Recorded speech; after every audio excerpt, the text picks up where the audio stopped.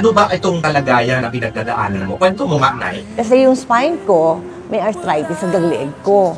Tapos, nung first na-experience ko to, in-injection na ako sa likod. Tapos, yung sumunod, dahil hindi pa nawawala yung pain, mismo sa spine nila ako sinaksakan ng steroids. Yes. Tapos, matagal bago nag-effect, kaya iika-ika ako maglakad. Tsaka yung pa ako, manhid. Para may mga karami tumutusok na ganyan. On top of it, may pinched nerve ako. Hereditary to eh. Kaya ganun. So, kahit anong gawin ko, talagang magiging ganyan.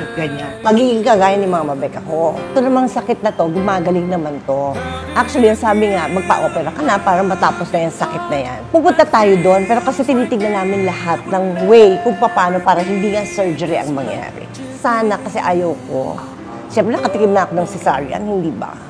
Ang operation is not a joke. Saka kaya ko to. Ano pa ang ginagawa mong mga physical activities para makadahan-dahan? Kailangan ko mag-walk palagi sa swimming pool. Walk with faith and confidence. Hindi nakalungtang like your beautiful body. When you walk and your body is in the water of the swimming pool, kamusta ang pain? Walang pain.